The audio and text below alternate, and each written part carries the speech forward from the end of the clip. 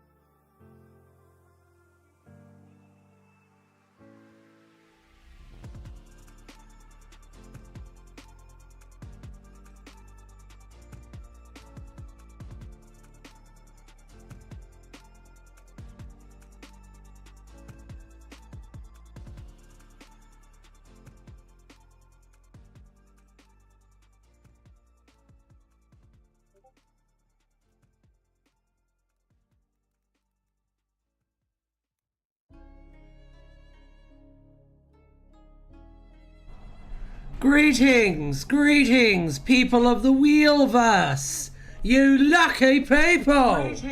Greetings, people of the Wheelverse. Oh no!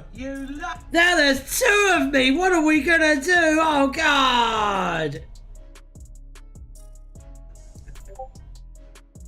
Hello. We're off to a really good start today, as you can see, on Tardis Wiki Roulette. Hello everyone. How did I know eugenics were going to be suggested? Well, we are off to a fine start today, aren't we? Scroll up, show the stream my Skibbity Biden message. Okay. Skibbity Biden, Skibbity Biden. There you go. There you go.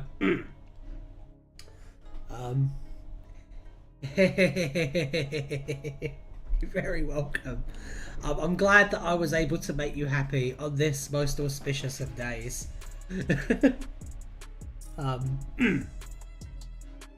So, how is everybody doing today? What's been going on? Is there any exciting Doctor Who news that I don't know about? This isn't a setup or anything. I'm not like fucking around. Did anything actually happen? Is there anything worth discussing that like we need to discuss? Because I don't know. I saw the Big Finish thing. That was pretty interesting. We can talk about that in a second. But other than that, I'm pretty sure that I echo the sentiments of a lot of other people when it comes to that though. Mirror, you, David Tennant, event cyclist. Wonder Jays. That's a lot. There's a lot to go on the wheel. Let me just sort through all of that real quick and make sure that everything is good. It looks like it though. It looks like we should be good.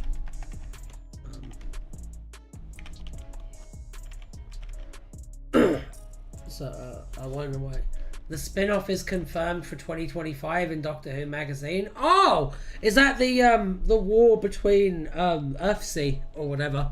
Is that? Is that that one? Are we talking about that one? Did that get confirmed? Because I don't know anything about that. I'll have to take a look. Hang on. Doctor Who spin-off 2025.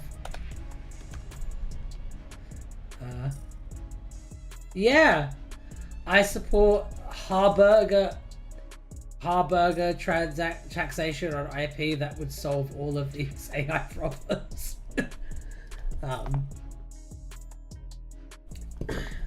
Can you put chin on the wheel? Yes, I can put chin on the wheel. The war between the land and the sea is a crap version of Pokemon Emerald. Probably true. I don't know that for a fact. I'm not going to pretend I know that for a fact. I don't actually know anything for a fact, you know. Did I just accidentally copy all that in again? What did you ask to put in the wheel again? Obligatory land value tax would solve this. Oh dear. That's quite funny. It's quite funny, isn't it?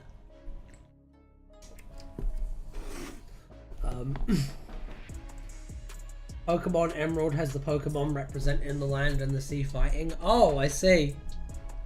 That's pretty good. Pretty good. Only for the Pokemon of the sky to intervene. Oh! Alright. I don't know what to say to that, to be honest. I don't really have a witty response to that. Hope my two big, totally stonking and surprisingly important suggestions were added.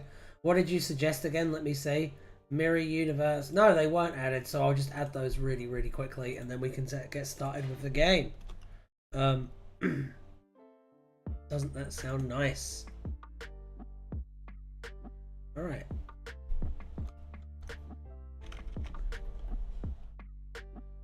There we go. Did you see my suggestions of Persil, Ood?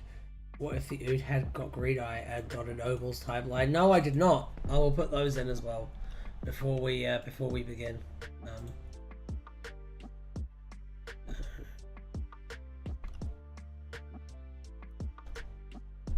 Fab. Yeah, no worries. Full disclosure, today's show, is going to be a little bit shorter than usual. I'm going to try and get to like an hour 10, just because a couple of days ago I'm helping Felicia's grandpa's like house be like emptied, basically, because he passed away very sadly not too long ago, and it's a free story property, and all the stuff we've been moving was on the third story, so I am absolutely corpseified today.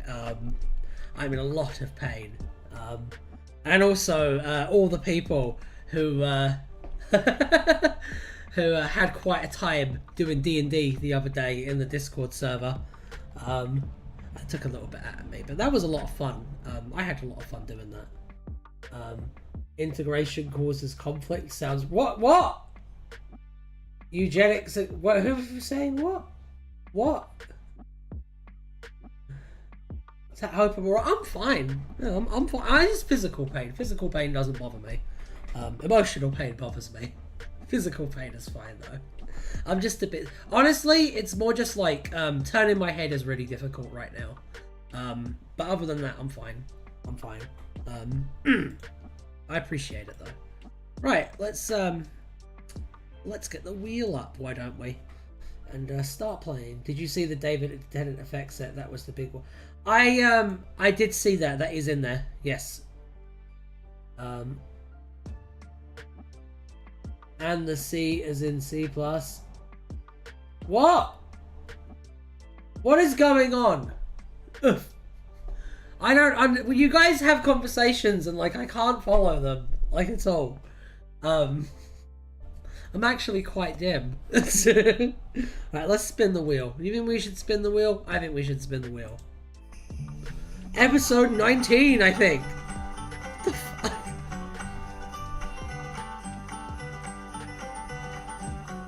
Why are you still on the wheel? Get off. Can we do day job? You fuckers! No! Why is it Christmas themed? I don't know. I have it set to play random music. Final suggestion. Eternal Return. It's already on there. It's already on there. I don't know why. It just has that problem. 1 second. 1 second. Maybe you'll like this a little bit better. Is it here? No, it's on Dance and Techno. There you go. There you go. You'll like this one more. How about Time Loop? Yeah. Alright, I'll put Time Loop on. time loop. There you go. There you go. Right. Let's spin the wheel and actually land on an entry this time. Wouldn't that be nice? Don't you think so, Alan? Yeah, baby. Yeah. The classic.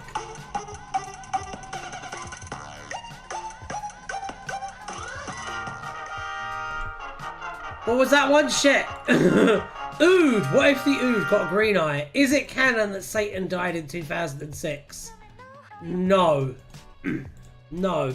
Because that episode is set after 2006. So no. Good question though. Right. Ood. What if the Ood got green eye? Let me find it real quick. Found it! Found it! Found it. Found it. Yes. Alright. Let's get the wiki up and do.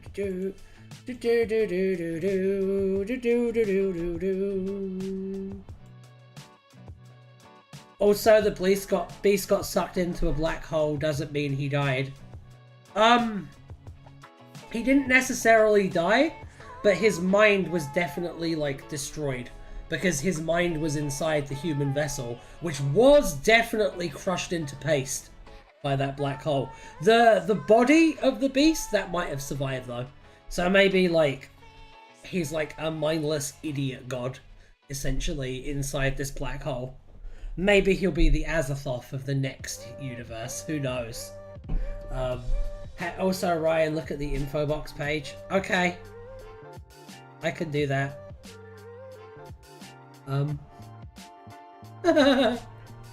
He's saying, nice coat. I want one. It would look better on me everywhere. Anyway, sorry. That's good. I think the literal devil could survive being crushed. I mean, Cthulhu couldn't survive a boat. So... get ready for lots of boat and cat jokes when I do my H.P. Lovecraft video, by the way. It's coming along pretty good. I'm currently on 3,000 words. I'm very excited about that one.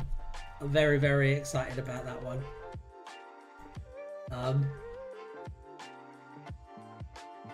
Air conditioner jokes? What are the air conditioner jokes? What's the air conditioner thing? Tell me the air conditioner thing. I'll work it in somewhere.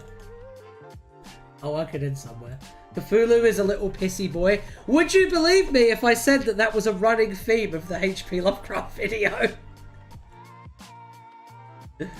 Oh dear. Alright, yeah. He can't survive a lake of fire. A black hole is more powerful than lava. That is true. One of his short stories was about how much he hated air conditioning and thought, I didn't know that. That's fucking good. Test? What do you mean?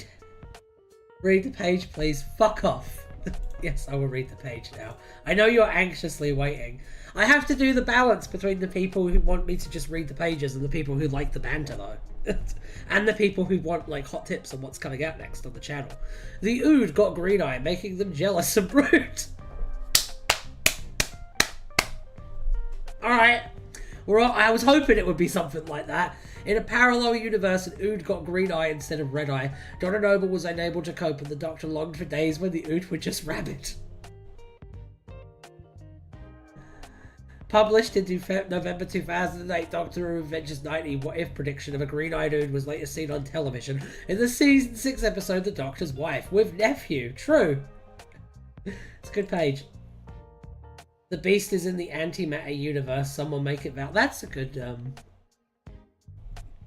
Also, he thought your non-Euclidean geometry broke humanity's mind. Yeah, that's the thing. Like, he used to say all this stuff was horrible beyond, like, any capacity for human thought or understanding. But at the same time, he had that opinion of black people as well. So, maybe Lovecraft's pantheon ain't shit. That's always been what I've, kind of worked with. The story is called Cool Air! Fucking hell. The point of this series was to make wild predictions of parallel universes, and the Ood having green eye was one of them. I did want to say, this is very low effort for a parallel universe story. Then a green-eyed Ood just appeared. Yeah. Good times. Let's spin the wheel again. Whoa! This was DWA, right? Dark Time Warped is the greatest prose series ever created. Yeah, baby.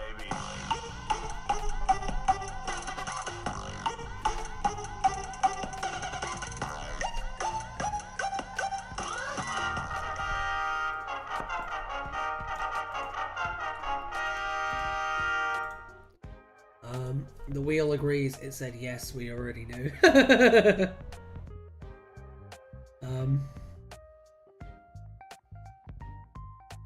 Oh, damn it.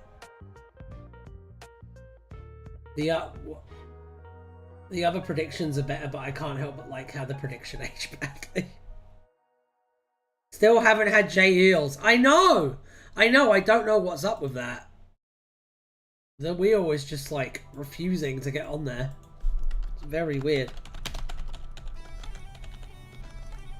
Not as weird as finding out that I've got an entry in the Jenny Everywhere wiki. That was surreal, but it was still pretty weird.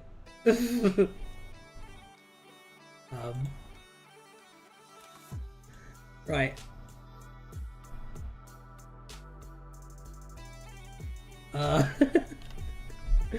Time loop time. Time for time loops. Loop for loop times. A time loop, also known as an Ouroboros loop, chronic hysteresis, and also called tempetrification by the people of Menusa, was a loop in time in which the occupants experienced the same events in endless repetition. An accurate time loop took little energy to perpetuate. An incomplete time loop, for where each repetition was not the same as the last of the loops, were not the same length, was unstable. Energy requirements increased with each iteration. While there was no known technological method of escaping a time loop, the Fourth Doctor and Romana broke a time loop by deliberately recreating the events of the loop at a phase with the loop itself. The Third Doctor was able to escape the time loop he created around Axos by boosting the signal. This might indicate that the person creating a time loop could leave it. As he later related, however, due to the Time Lord's tempering with his TARDIS and knowledge of time travel, the loop he created was not an accurate time field/threshold. An artificially maintained time loop being broken could result in a tremendous destructive release of energy, but the damage could be contained using a time loop converter. That's really interesting, and that could create a pretty interesting moral dilemma for an episode of Doctor Who, because you could have like a time loop going on and people are trapped inside the time loop, but breaking them out of the time loop would potentially cause like an explosion that could like wipe out a colony of humans or whatever. I think that'd be a pretty interesting moral dilemma, like a trolley problem kind of situation, which obviously, you know, you would have the Doctor resolve by waving a screwdriver around and then giving a speech about how brilliant he is, but it would still be a pretty interesting idea for the first 30 minutes of the episode. Russell, steal it in the threshold of, and then give it to a different writer, please. Occurrences. A time traveler's diary identified 2nd of February as a common date for time loops. Several planets were placed into time loops by the Time Lords, including the Warlords planet, the Varden homeworld, and Planet 5. Leela thought the time loop into which Planet 5 was placed was very clever, but the Fourth Doctor replied that it was criminal. They intended to time loop the Houthi worlds, but the Houthi had vanished. Axos was placed into a time loop, but some part of it was freed by Chiyoko to ensure her own existence. The rest of it was released by an expedition attempting to harness it as a power source, but the Sixth Doctor later restored the time loop, trapping Axos in the moment of its own destruction. While the completed key to time would have stopped time altogether, 5 pieces and a makeshift 6 made of chronodyne was enough to generate a temporary time loop. The Fourth Doctor put the Marshal of Atrios' command capsule in a time loop to stop him from eventually destroying Zeos, but his incomplete control of the key eventually put the entire universe in a loop apart from the TARDIS console. Meglos used a time loop to trap the Fourth Doctor and Romana in the TARDIS and prevent them from reaching Tygella, but the loop was incomplete, allowing them to break free of it after they realised what had happened by repeating the opening moments of the loop on their own. The Lord and Lady of the Manor, two evil vampiric future versions of the Fifth Doctor and Nyssa, granted the people of Stockbridge immortality by maintaining the time loop the Fifth Doctor had accidentally created in return for being allowed to feast on the people's memories occasionally. Cole Paddocks unintentionally trapped himself in a time loop when he attempted to duplicate the Arboreton's ability to live their lives over again, transferring his mind into his past self at the moment of birth but unable to change any actions committed by his past self. That sounds like the worst kind of hell imaginable. Imagine reliving every mistake you've ever made and you're powerless to do anything about it. Jesus Christ. Absolutely terrifying. Viscerally frightening. Let's continue. Events on the planet Puxatorney were essentially caught in a time loop, as the Seventh Doctor and Melanie Bush were forced to create two different alternate timelines when they arrived on this world, with residents of each timeline unwittingly creating the other by attempting to avert or cause the assassination of President Bailey 30 years ago.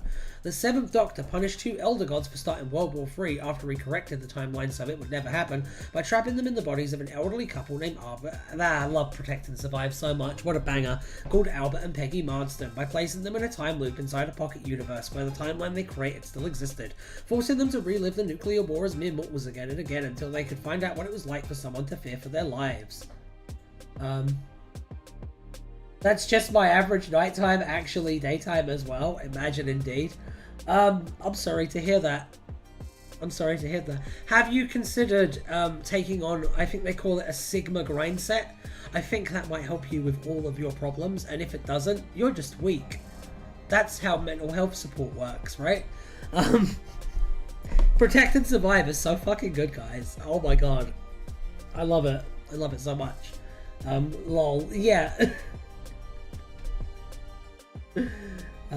Compassion G thanks. Oh, in all seriousness though, if you're ever like, I will give some advice that will help. If you ever feel like you're in a rut and you can't like get up to like do stuff because you're like depressed, the first question you need to ask yourself is this useful? Like, ask yourself that, and then your brain will kind of start to find a pathway out. Like, something will become clear to you that's like your next step. But just asking yourself, is this useful, can be like such an effective tool for dealing with depression and anxiety and all that good stuff. Because I got all of it, and I know how it be. But yeah, that would be my actual tip for like managing it. It's not going to solve everything, but it helps a little bit.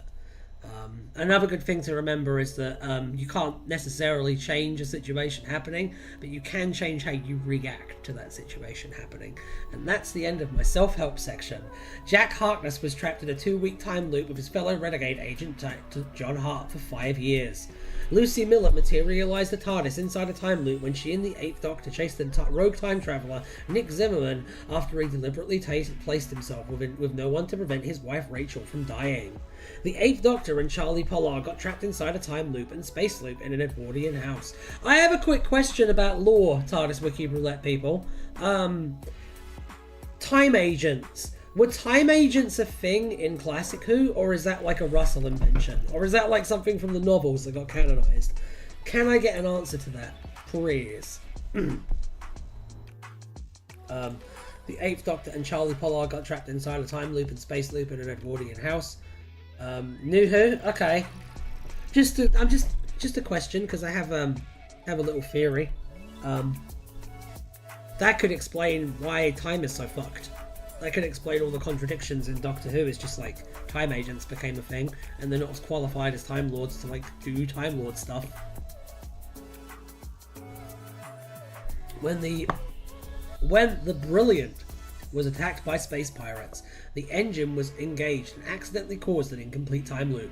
Though things were brought back after destruction, it was inconsistent and mistakes were made. The 10th Doctor finally fixed the time loop, causing less damage. Well, time agents among countless other time travelers. That is true. That is true. However, I want to run this one by you. Okay, there's two things that make it different with time agents. Number one, time agents are horribly incompetent. My evidence for this is Jack Harkness and John Hart. Number two, time agents are one of the only like factions of time travelers that like leave a paper trail. Like, they have to record everything that they do, which means that they're leaving reports that then become part of events, basically. So even though there are other individual time travelers who might be causing damage, on a systemic foundational level, the existence of the time agents would do a tremendous amount of damage to the space-time continuum. That would be my, like, supposition there. There is stuff in the EDAs about how post-war in heaven the Time Lords are no longer the center of creation and humanity has sort of taken their place. I've always kind of felt like that was the clear future trajectory. I mean, I always liked the idea that Gallifrey was a future Earth, and that it's like a recursive loop.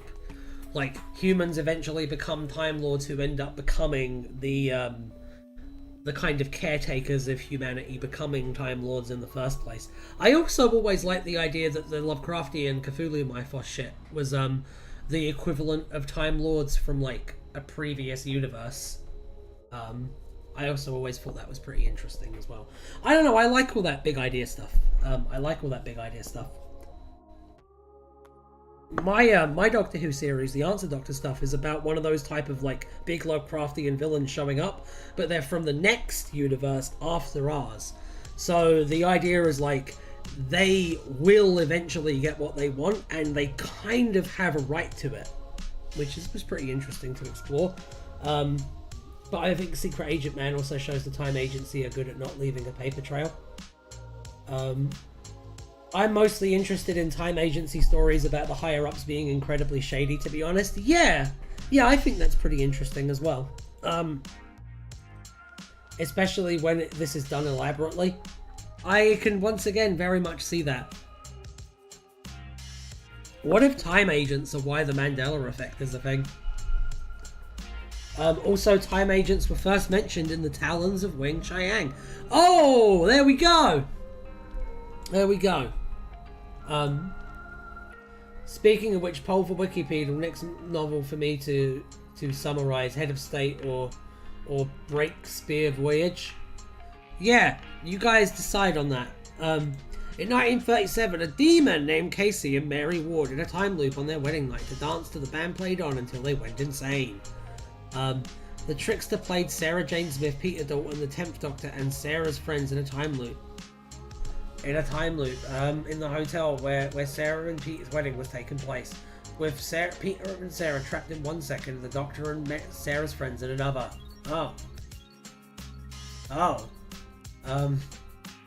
The Doctor's TARDIS put River Song in a time loop to stop its explosion killing her, simultaneously putting itself in a time loop at the moment of its own destruction so that it could serve as a substitute sun for Earth, until she was rescued by the 11th Doctor. In 2050, due to the Ouroboros consuming time distortions such as time loops occurred across London. TV Ouroboros. What's that?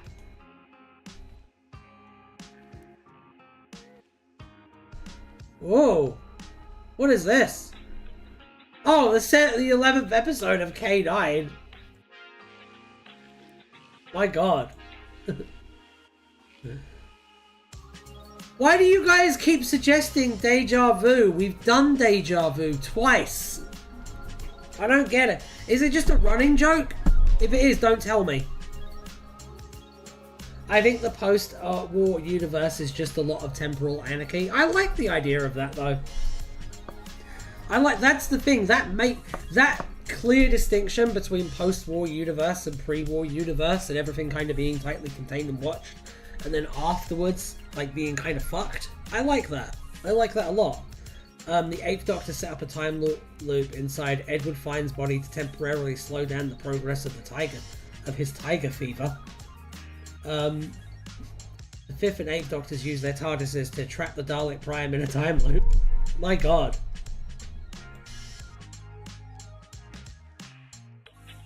Also is Tiphonia, and I'm sure I'll get to it because we're plowing through these. George Smythe placed himself and his family in a time loop to prevent his wife from leaving him. Barbara Wright convinced him to end the loop and let his wife go. Aww. The headquarters for the Remonstration Bureau was put in a time loop to protect it from attack. I was going, Barbara doing a nice thing there, by the way, not at this utter bastard. They're religious. Also, the Time Lord's power and rule after being lost after the war is actually surprisingly consistent with the amount of time travel stories in classic Who.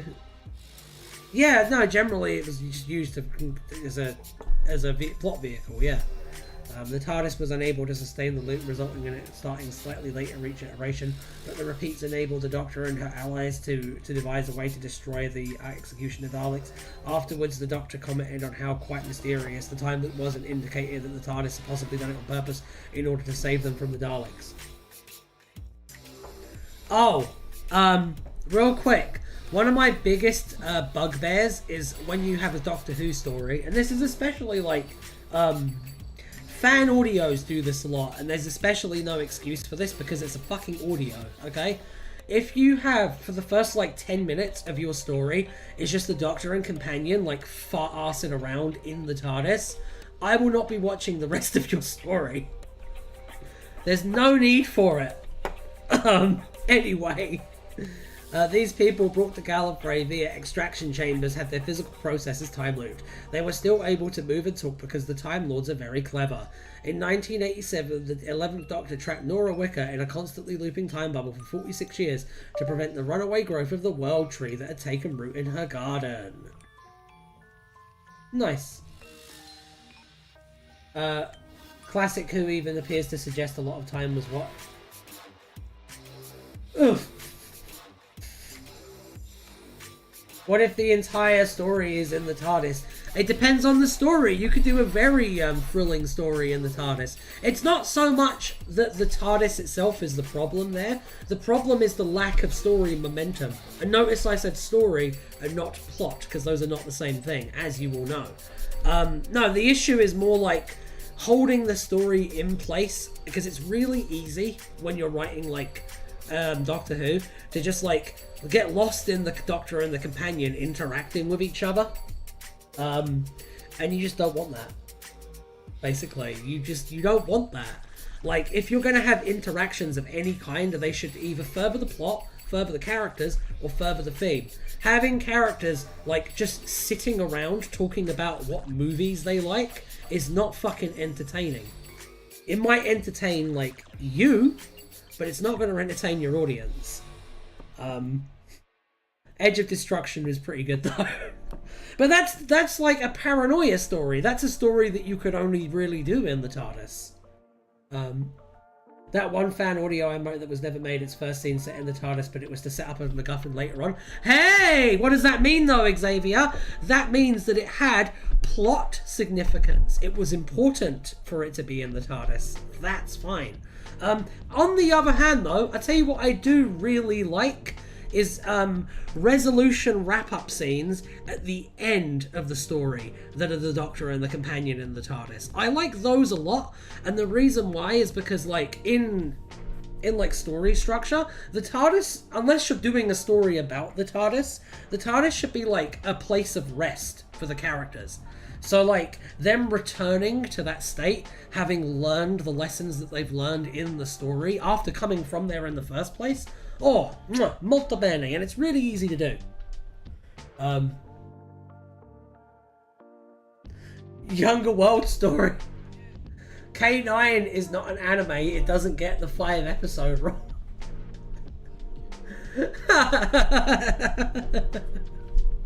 I have a 3-episode rule, that's really fun. I guess I'm a little bit harsher than the rest of you. Anyway, let's go.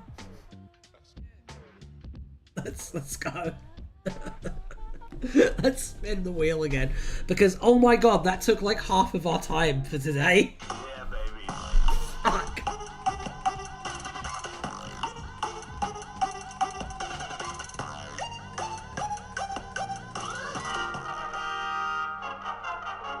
Herman Munster! Xavier, I'm tempted to suggest adapting my story for your series, but it would need significant rights. Yeah, do it! I would absolutely love it if you wrote something for one of my doctors. I would absolutely love it. You message me. If any of you want to write something for any of my series, message me. I'll probably say yes. It's fine. We literally have a doctor, the Orange Doctor, whose stories are essentially just memes. So you guys can have a lot of fun with that. All right, let's go. It's incomplete though because Head of State adds a bunch. Right, let's see. Can I submit Doctor Who meets Skibbity Toilet? Yes, you can submit Doctor Who meets Skibbity Toilet. It's really funny. Oh wait, no, we already did Herman Munster. God damn it. I'm pretty sure we did Maurice Ravel as well. Let me check. I will remove it either way though, but let me check really quick. I'm pretty sure. Yes, we did Maurice Ravel. Is Skibbity Toilet a person? Skibbity Toilet is a series of web animations about a little popping head inside a toilet. And the idea is that it's funny, but then the toilet man like jumps at you and it's all scary and shit. And they keep on escalating and escalating and escalating until like by the end it's like this weird post-apocalyptic robot war against these like weird Skibbity Toilet things. I know what Skibbity Toilet is. I'm pretty sure the guy who created it is like a neo-Nazi or some shit though. So Toilet Man, no! No! What the hell, lol? I know! There's a clip for you, by the way. There's a clip for you. This fucking 34-year-old man explaining what Skibbity Toilet is to his chat. Can we stop talking about Skibbity Toilet, please? Yes, we can stop talking about Skibbity Toilet. I will say, though, my opinion on the Skibbity Toilet thing is, assuming the creator isn't a neo-Nazi, and that was just something I heard, I really don't think it's that bad, and I think that people massively overhate it. They're pretty well made, and it's just nonsense humor aimed at 11-year-olds, so why are you trying to, like semiotically analyze it? I don't know. Especially when it's clearly about the futility of war. If you know, you know.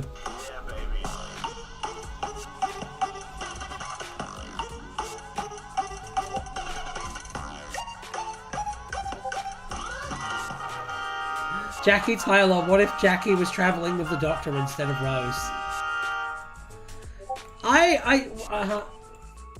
Yeah. Are you acting in disbelief? I didn't say it was good. I think it's harmless. I think that it's not as bad as the fucking Crazy Frog from when I was a kid. That shit actually like fucking reduced kids' IQ points. Skibbity Toilet's pretty harmless, from my understanding. Then it turns out I say that, and then it turns out it's a radicalization tool. Just watch. Good page.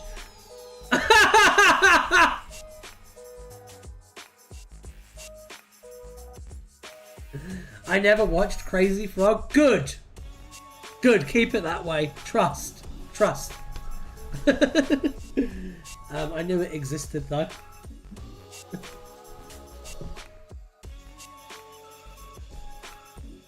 Anyway, in a parallel universe, Jackie Tyler travelled as a companion of the Doctor. During one adventure, Jackie shouted that the heel had come off her shoe, leading the Doctor to think that he should have stuck with Sarah Jane. In another universe, Jackie's adventures with the Doctor were depicted in an issue of Doctor Who Adventures. Jackie would probably make the Doctor stay in and hoover the TARDIS, or makes her cups of tea. She screamed upon encountering new monsters. God damn it. Also, this Jackie Tyler story is part of the same series as the Green-Eyed Dude. That's great.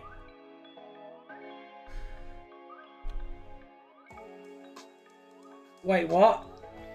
Skibbity Toilet may seem at first to just be puerile scatological humour made for the lowest common denominator, but in reality it contains undertones of Marxist class analysis. In this essay, I will... Coming soon on Something Blue Audio. Oh dear. It's pretty good.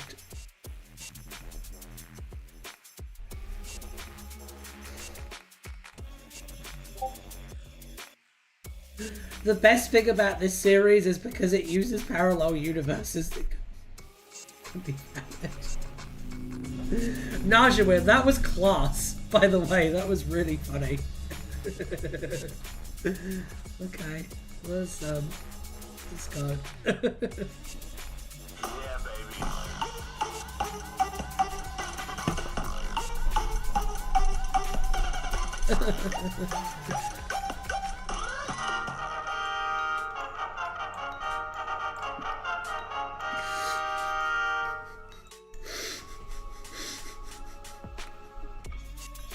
You did this page? Oh no, I'm sorry. I'm sorry. I just had a random thought. In the 60s short story. Hang on, let's roll it again first.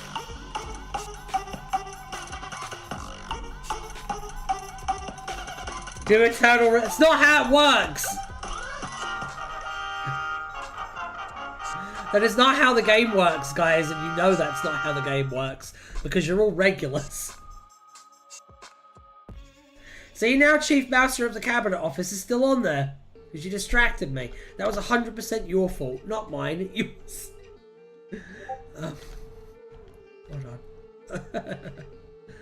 Let's take a look at this one.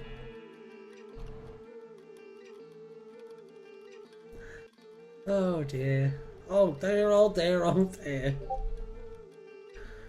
Oh, right. Chief Mouser was a title held by Larry the Cat, the first cat to be given the title. Well, there we go. You'll never believe the source on this page. Game, Wonder Chase. What's Wonder Chase? Let's find out. Oh!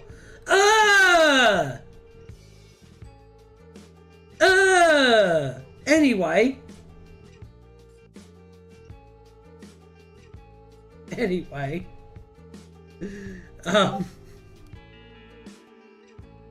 Oh my god, he doesn't know. Bonus roll. If you land on a page we've done before, you have to open Eternal Return. No! It's BBC propaganda. Wonder Chase is honestly one of the worst games with the Doctor Who brand attached to it. That is fucking saying something as well.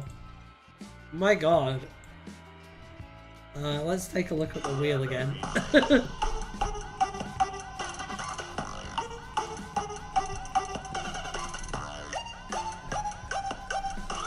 Confirmation! We have confirmed! We have confirmed that it is confirmation. Here we go. I'm popping it in now. We'll take a look. The main good thing about it is the funny wiki pages that it creates. Like most kids playing Roblox are American at around 10. True! True! The game mechanic is collecting things and the different worlds are dedicated to things no one in their target audience is... Oh, is it like... Oh, there's an Antique Roadshow level. There's an Only Fools and Horses level. You know, stuff 10-year-olds like. Does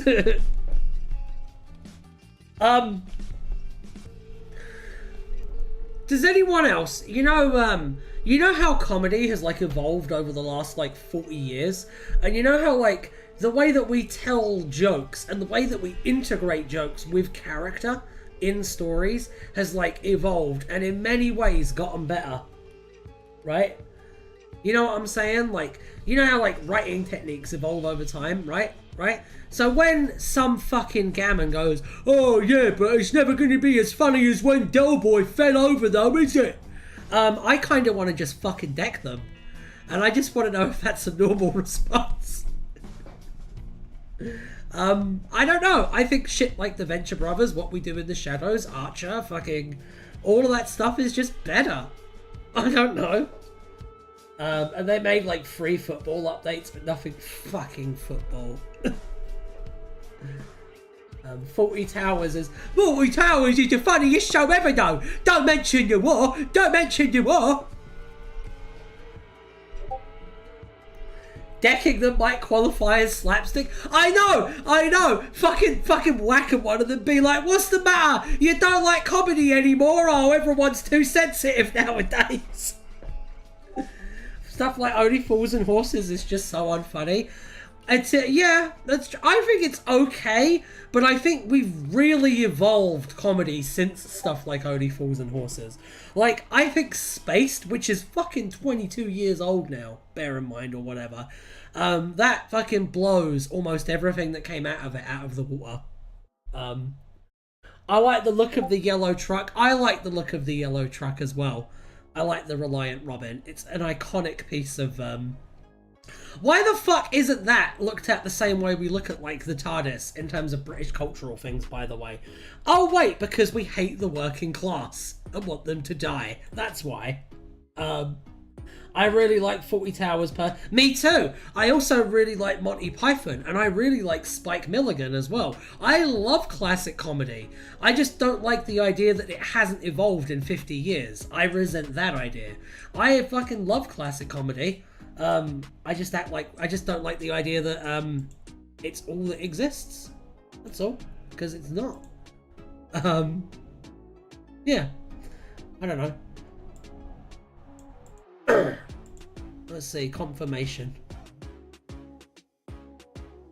Also, Only Fools and Horses has little international appeal. I don't agree. I don't agree. Lots of people from all over the world like Only Fools and Horses. Because at the end of the day, Only Fools and Horses is fundamentally, it's about two, like, working class dudes, like, trying to make better lives for themselves. And that's something that translates across, like, international, like, boundaries. There's something very universal about that. You know it's a good page when it immediately, but that's why they attempted to make... tried to do an American remake with Christopher Lloyd? That's a fucking stupid idea. That's a horror. He's too weird. Why would you get Christopher Lloyd to play either of those characters? Stupid idea. I think it didn't get past the pilot. You know who you get to play Del Boy? Unironically, Bob Odenkirk. But he would never do it. But that's who you get to play fucking Del Boy. Anyway, when Steve Zodiac was reported dead, Commander Zero told TV Century 21 that he could neither confirm nor deny the report, and that a statement would be issued later. In non-valid sources, after Danny Douglas reported on Disney XD News that Doctor Who would be coming to Disney XD in the summer, Future Worms return from the future in a time machine. Shouting, "Consider it confirmed."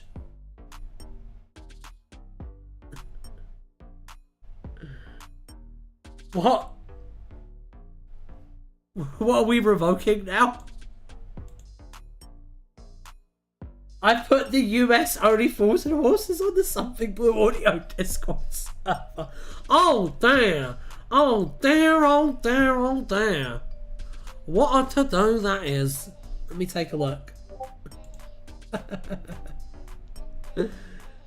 Stream submission. Oh, it's the whole pilot as well? Perfect. It's about 20 minutes long. Amazing. I'll have to check that out. Maybe we can watch it in the Discord sometime. Maybe I'll put it on and we can all watch it in the VC sometime. Maybe that'd be a good laugh. We still need to do that stream, by the way. We do! We do. I still need to do so many streams. Not HOS for wider. What does that mean? I can't keep up with all these acronyms, guys. Right, let's look at another wiki or another wheel thing, because we've not done a lot today. Mainly because of that time loop one. I feel like that was the main culprit there, but that's just me. Let's find out what it is. Ah!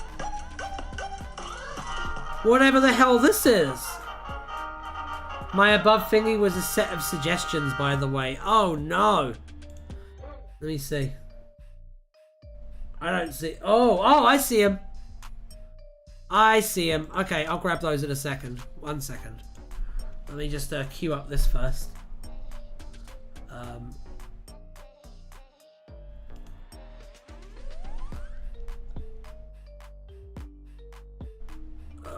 me see. Right. Oh, this is the Star Trek The Lower Decks character. Okay. Okay. That probably makes sense. Add these in.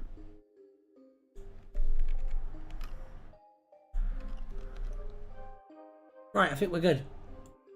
Dark places of the inside. Okay, I can do that.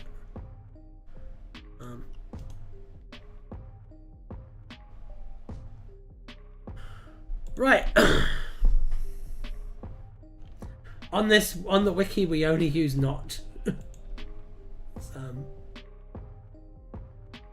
Right, let's take a look. Let's take a look at this one. Oh, I love the wheel. Tana was a Cation in a parallel universe. A simulation of Tana was aboard the holodeck version of the USS Cerritos at the time of the 10th Doctor's brief visit to the Federation universe. She was in charge of managing the Genesis planet. Behind the scenes, Tana is a character from Star Trek Lower Decks. Cool. Is this from the game? Yeah. Did anyone play the game? Was it good? Bet it wasn't. Yes, was it good? Oh god. What a fucking disappointment. Let's I played a bit. The best part is the wiki material, honestly. That is true. I bet every time a new like shit mobile games comes out, you lot are just like, right, right. Let's None of these games are good as games. The sort of slideshow comic stories they hide in there are sometimes funner stories, but the gameplay just gets in the way. You just need Wi-Fi or it really eats up your data. That's a bad thing as well. Let's spin the wheel.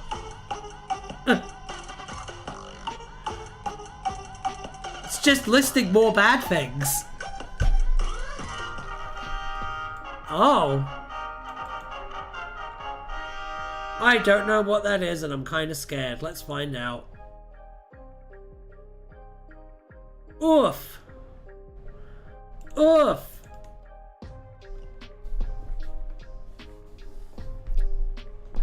Saint Nick was, according to the Doctor, an elemental force. You didn't see anything there. Was, according to the Doctor, an elemental force. It was conjured by several 17th century Londoners who believed in Christmas, the practice of which was forbidden on Cromwell. Saint Nick feasted on the believers' belief in Christmas, which was a powerful energy that could send him home. In order to save the humans, the Doctor was forced to kill an alien, an act which upset Polly. An elemental force beyond the rules of the universe. Hang on, is that Femric or the toy maker?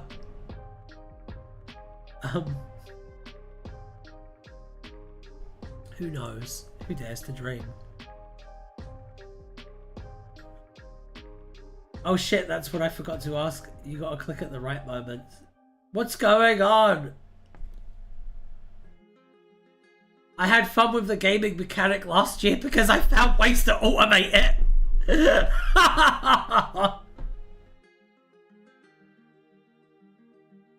I'm as confused as you are on this one. Good. Rare moment. I don't know what's going on. I don't know what's going on. I don't have any fucking idea what's going on. I never have any idea that's going on though. I just kind of like wing it and hope for the best.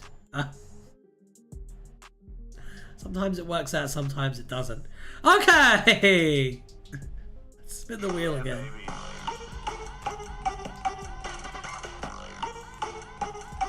You're insane.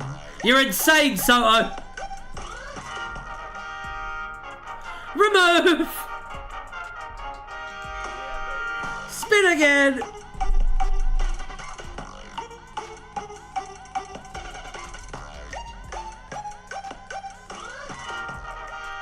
Rossley's mum. Don't get glum because it's Rossley's mum. But maybe you should get glum because Rossley's mum thinks we're all scum. No, no, no, wait, wait, wait. This is from the greatest source ever. Oh, this is gonna be good. Rossley had a mum who he believed was worried sick about him while he was trapped in the BBC Centre rubbish tip, unaware that she was actually out having the time of her life, doing such things as pretending to play an inflatable guitar.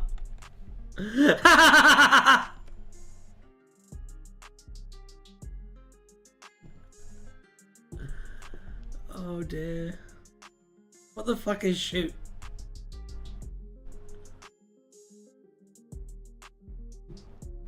The 9th episode of the CBBC series Shoot featured the licensed appearances of Daniel Anthony as Clyde Langer and Tommy Knight as Luke Smith. Oh! Oh, here's a video essay that I really want to make, but I'm really, really scared that if I make it, like 90% of the Doctor Who fandom will jump down my throat, pour gasoline on me, lit me on fire, piss on that fire, load what's left into a cannon, and then shoot that cannon into a wall. And then piss on the wall. Let me tell you what my idea is for a video. And then I want your opinion, because I know some of you write for like Doctor Who and stuff. Doctor Who and exo-racism.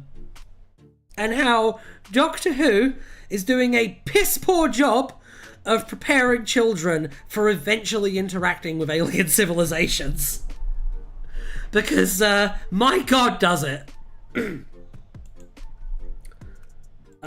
All engagement is good. That is true. That is true. But yeah, my idea is like talking about how like Doctor Who always frames aliens as like hostile invaders, and like the more monstrous they look, the worse they tend to be. But if they're a human-looking alien, especially a white human-looking alien, you know they're probably okay.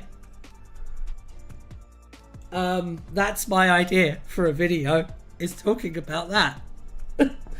And also how, even though the show is supposedly very left-wing and progressive, it really, really likes its exo-nationalism as well.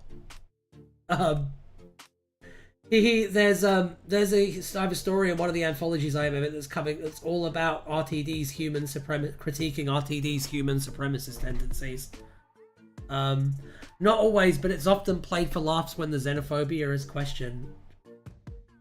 Hasn't there been some discussions around, like the alien joke in Last Christmas, the construction of monstrousness of the Doctor Who universe? A video essay. Which has a very did you just assume my gender vibe.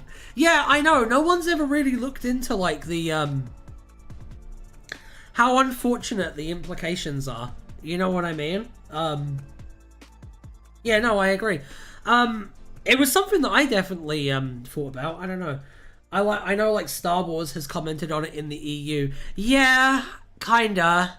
It's pretty interesting, like the human-centric stuff in really good example. Imagine 300 years down the line how bad will it look. It will look so fucking bad. I'm telling you guys right now that like if Doctor Who doesn't change in about 200 years, it's going to be viewed the same way we look at invasion novels from the late 1900s now. Like you know how there used to be popular novels back in like the old-timey times that were just like, what if Germany invaded the British Empire?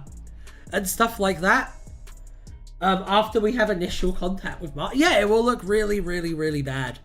It looks really, really bad that like so much of our media is just humans getting invaded by aliens and then taking those aliens out. Do you know as well that the those guys, the US military, actually has run ads like priming people for interstellar war with aliens and shit. Like, I don't know, man. If I was an alien, I'd be worried about us. What I find strange is that some early DWM backup comics set on Gallifrey that has parahumans with strong non-human attributes, and they're actually quite accepting of them. I mean, for real though, for real, how many people are like really damn right we have. How many people, like, alright, so human to human, how many people have really progressive, correct values? They oppose racism, they oppose homophobia, they oppose religious discrimination, they oppose transphobia. However, when the Raid Area 51 meme was going, they were talking about clapping them alien cheeks as well. They couldn't wait to murder an alien. And I just think that's really fucking interesting. That's all I'm saying. Because my intersectionality includes them up there. Aliens are people. So I've always found that very interesting. And yeah, it might be worth an essay. Where are the nice spider aliens? True! So true. I felt like the Area 51 meme was more about breaking out the alien. No, not on Facebook it wasn't. It was people who wanted to shoot one in the face. It was people who wanted to drag the aliens out of Area 51, fuck them, and then execute them. That was the thing I was seeing on Facebook. So, yeah. And a lot of those people were Bernie voters. So, who uses Facebook? Not me anymore, but like millions and millions and millions of people. So the aliens would be disturbed about how we treat everything on the planet, let alone anything off the planet. I think, to be honest, we're probably pretty average as a species. I think most species probably go through the same like development cycle that we're going through, especially because like of convergent evolution. I personally subscribe to the model that if we meet aliens, they're probably going to be more like us than we would expect, just because we have the only model we know of for creating an environment that fosters intelligent life. I like to think I'm fairly open about the idea of alien. I think that it's like the Federation up there. I think there are advanced alien species interacting with each other all the time. I just think that we don't know about that because we're not ready to fucking know about that. Because frankly, look at us. It's kind of my attitude towards it. Because I think it's the height of arrogance to assume that we're all there is. They'd be like us, or massive hot cockroaches, or horseshoe crabs. Yeah. They're like, fuck you, Sam. There's not nearly as many octopoid species in this galactic sector as humanoids. We don't look alike. We've been having coffee breaks for 6 weeks. What the hell, Sam? Nah, different conditions will breed very different designs. Yeah, but the only conditions we've discovered that are conducive to life are Earth-like conditions. Like, yeah, obviously if there's like a silicate-based environment, you're going to produce different forms of life based on that, but we've never found a silicate-based environment capable of supporting life. So, read Dreamstone Moon, it's a based Doctor Who book. I think I will. I will. I really want to check out Free Body Problem. That's only because we haven't discovered life on other planets. Check your biases. We've discovered planets that are capable of supporting life as we understand them.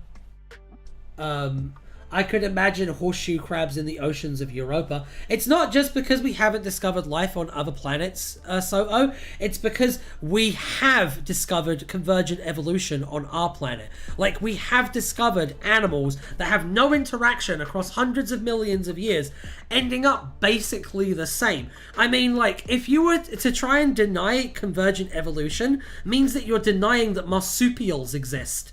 Like, look at fucking Oceania. Look at the fact that, like, all of these different species of animal evolved to fit the same evolutionary roles as animals in Africa and Asia and Europe do. With, like, no exposure whatsoever. The niche exists, and so you fit it Really good example. There wasn't really anyone doing lore videos about the wilderness years. Suddenly I appear because there was a niche and I fulfilled it. Okay, but the ambient conditions on Earth are largely I know. I want Mars worms. Would you love me if I was a Martian worm? Still the same atmosphere and gravity and everything, but fair, yes. Did you know that if the gravity was like a little bit stronger or a little bit weaker on Earth, all of the spiders would die? Like, just all of them would. The line we understand for what can produce life is like incredibly thin. And it gets thinner and thinner and thinner, like the more complex the life form is. So if you're looking at like bacteria, yeah, you can have bacteria in an immensely varied different set of conditions. Like, you could definitely have bacteria on Mercury, but there is no chance that there's anything more complex up there. The idea isn't that on an Earth-like planet we wouldn't get convergent evolution, we would, but that maybe wildly different life which we can even imagine in a different environment. Yes, we also have to assume that that exists as well. My point is that an advanced alien civilization would likely come from an Earth-like planet because it needs the resources to be able to become capable of spaceflight in the first place, and the only model that we have for a congruent relationship between like the life form and the resources required to progress along those lines is an Earth-like planet. Also, you're forgetting that convergent evolution on Earth is all from species based on DNA and such. Which we've never found. We've never found an Earth-like planet. Haven't we found like a bunch? I'm pretty sure we found a shit ton of planets that are pretty similar to Earth. Honestly, I think a good few species here on Earth could be pretty close to forming societies. Yes, especially birds and cephalopods. But did you know that ravens gossip? Did you know that ravens remember human faces and then will form relationships with humans, tell other ravens to watch out for or reward those humans, and then other ravens will act in like, yeah, I don't know, Mondas erasure. They're similar to Earth in the sense that Mars is similar to Earth. I think crows in the next few thousand years could become organised. I tell you what, crows are going to get organised a lot quicker than leftists are. Crows and ravens are as intelligent as 7-year-old humans. Is that true? That's really interesting. I know that they've found certain species of monkeys like that have started to use tools and stuff. Mars probably was like Earth a few 100,000 years, implying crows aren't socialists. That's true. Crows are socialists. Magpies are capitalists. Also, maybe spin the wheel you suggest. I've already gone over. I'm going to give you one more article because I'm nice. I don't know. I like sometimes talking about real shit with you guys. I don't know. Although you don't get discussions like these on fucking ferries or whatever. You only get that shit here. Let's go.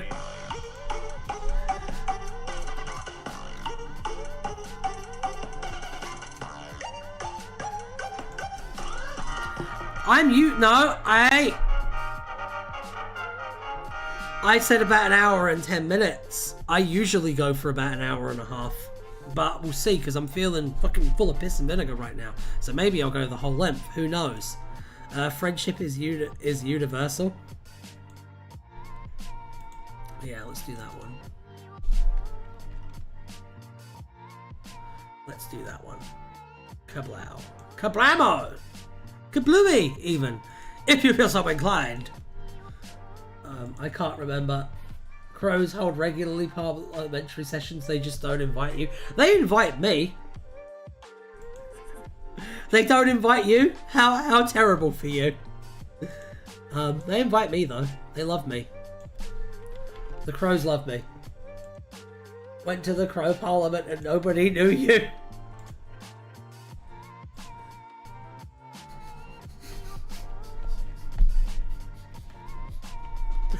I tell you what, aren't the nibbles at the Crow Parliament just the fucking best? Tell you what, say what you will about Crow, right? But like they know how to put on a soiree. That's what I'm saying.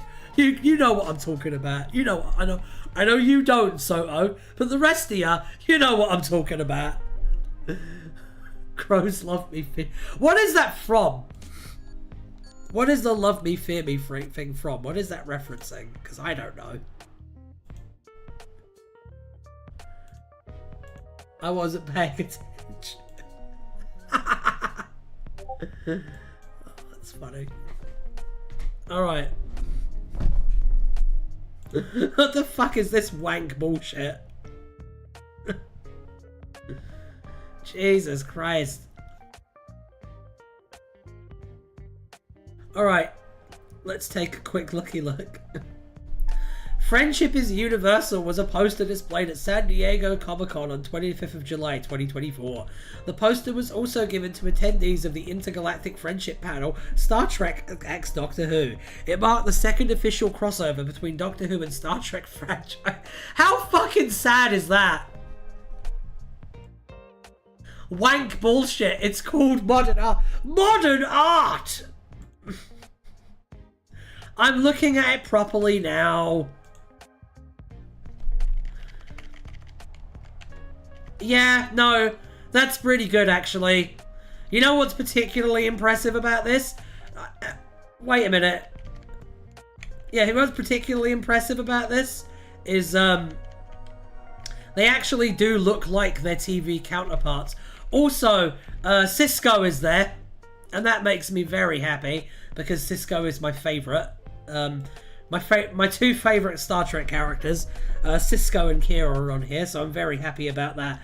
Because I've noticed that modern Star Trek tends to pretend that Cisco doesn't exist. So, very nice to see. Have to say. No, this is a sick piece of artwork. I like how they've managed to represent all these different eras and stuff, like, pretty evenly as well. I like the fact that it's not just David Tennant. That's pretty cool.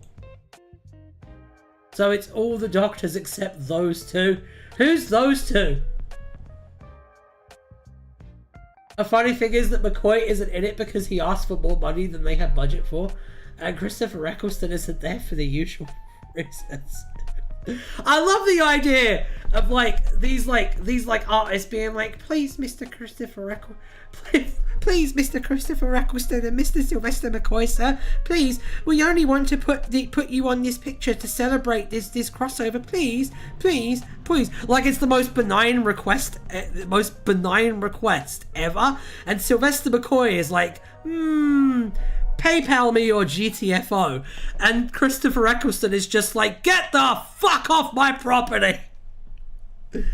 Absolutely incredible. Yeah, sack Russell T Davis and then I'll be on your poster.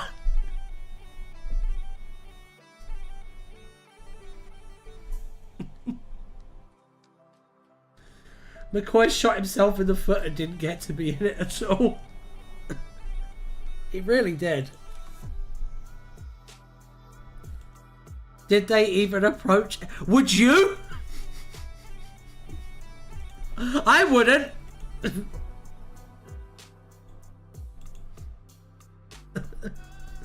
I feel like me and Christopher Eccleston would probably end up shouting at each other if we ever met. It's weird because, like, I agree with all of his points, but, like, my god, man. Cautiously. I thought that boom guy... I know! Christopher Eccleston, that one scene from Dalek 2005. Honestly, if there's one thing that the Chibnall and RTD2 eras have taught me about Doctor Who, it's that we should just let Stephen Moffat showrun it forever and then clone him when he gets too old. Because nothing that we've had in the last, like, few years has, like, sniffed the fucking armpits of the Capaldi era, frankly. My god, what a downgrade. And I'm not a huge fan of the Matt Smith era. No, I'm fine with Moffat not being the showrunner. That's fine. I'd tell you what I think. Genuine opinion now, not just my hyperbolic, half a joke opinion. I hope it's either Moffat or it's someone new. That's kind of where I'm at with it. Actually, they should make me the showrunner. They should, Aristide. They should. Boom wasn't very special to me. It wasn't, but it was so fucking solid, though. I want fresh talent and preferably someone not a white man. I want more perspectives. That is fair. I do think that if Shooty stays, I would like to see like a black male showrunner. Showrun Doctor Who. Boom was fine, but it was just Moffat again. Yeah, it had fucking sauce. It was good. From an artistic point of view, from a business point of view, I would shamelessly run it into the grand people who were alienated by the Capaldi era being too grown up, and our house and grown up would melt. My Doctor Who would be ever so strange. I feel that. I'm the other way. My Doctor Who wouldn't be as art house, but it would be like, I would start using squibs again. That would be my Doctor Who. My Doctor Who, the attitude would be like, our kids are watching, that's a shame. Looking for... Me too. When you inevitably can't become showrunner, Aristide. Capaldi may be the best era of... It is the best era of the show, classic or new, or big finished. Capaldi era is fucking incredible. Mine probably would be an inconsistent mess of good ideas being bogged down in minutiae and shaky overall writing. I don't know, I think you do a really good job, to be honest. I think you do a very good job. I would hire you if I was made showrunner. Yeah, that's why you guys should all be pushing for me to be showrunner of Doctor Who, because I'll give all of you writing jobs. One of my hypothetical pitches is elevator pitch to sphere her with Davros. I would have the fandom at my door with pitchforks in 2 episodes. Hey, my first season finale of my Answer Doctor series, which is basically my pitch for how I would run Doctor Who. My first episode was about how the Doctor is kind of racist to certain alien species. He meets some Cyberman refugees from Mondas who are defective in the sense that they have emotions. He is immediately like, no, these are Cybermen, it's clearly an evil plot. And then it turns out that no, it's the humans who are doing the evil plot, and he doomed a bunch of innocent Cybermen because of his bigotry. That's what my first season of Doctor Who is about. They definitely wouldn't like me. The fandom would fucking hate me if I was made showrunner. I'd probably also do some controversial shit like having a multi-doctor special with the Schalke Doctor or the female Doctor. I would canonize the War in Heaven and then refuse to elaborate on it. That's what I would do. I'd be like, yeah, the War in Heaven happened. Deal with it. I probably would have taken a Doctor Who in a fantasy direction. Yeah, no, I have taken it more of a fantasy direction, but with a hard and fast magic system with clear rules. Oh, that looks gorgeous. I love it. I will in a second. I know. So we're going to do one more, and then I'm going to head off because a rainstorm is currently coming in where I'm living. Yeah, it is bad out. Thank you for that voice, man. Also, my season finale would be just about the intricacies of BBC budgeting procedures. I'd also end up doing a lot of horror stories. Valid. Yeah, baby.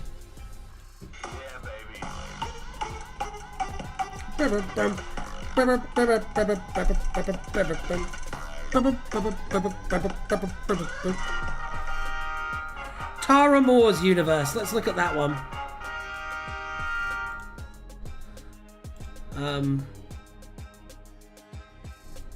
My timeless child star reveal was vastly more interesting.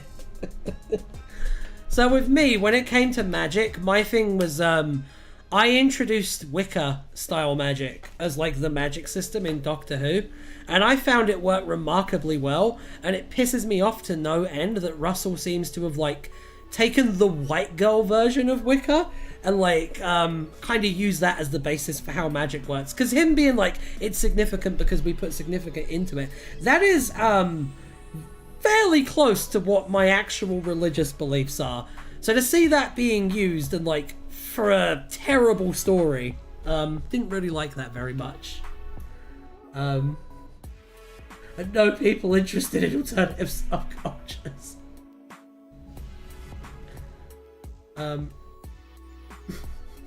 I'd make stories with an alt girl companion and a pagan Yuletides. Watch the Answer Doctor series, Xavier. It's gonna become your new favorite thing. Babe. You are just describing my audio show. Watch it. I would have alternative peoples.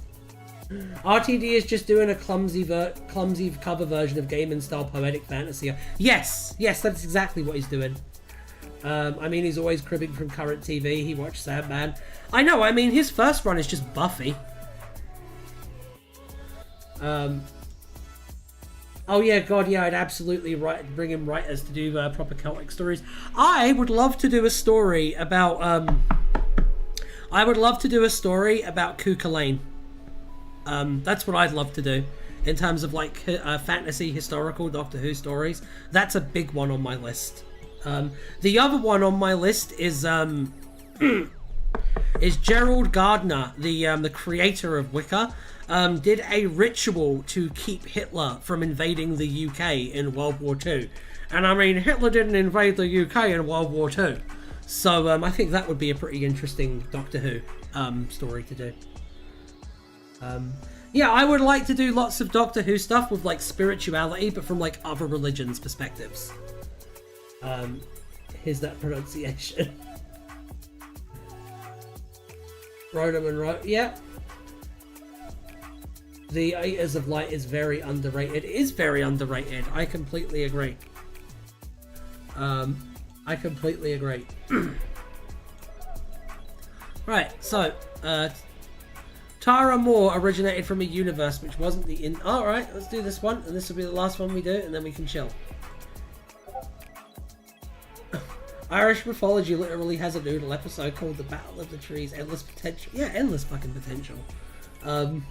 Right, Tara Moore originated from a universe which wasn't the interdimensional scrapyard. Moore reminded herself of this on her 15th day reached in the aforementioned scrapyard, knowing that nothing there needed to follow the laws she understood. On her 50th day there, she dreamed of home. There we go. Oh dear. Okay, yeah, it's Najawin, right? Nathawin. I don't know. Anyway. It's the designated end of the stream time, unfortunately. So, this has been wonderful. Because it is kind of sad. Yeah, that's true. So, yeah, I'm going to have to head out now. Especially because our rainstorm is hitting us very hard. So, I will catch you all later. And in the meantime... No. Oh! Well, I'm sorry. In my defense, I've only really like read it in books. It's a sound that doesn't exist in English. Oh! Well, I don't know. The stream might be ending, but the wheel never stops spinning. On that note, you lovely people.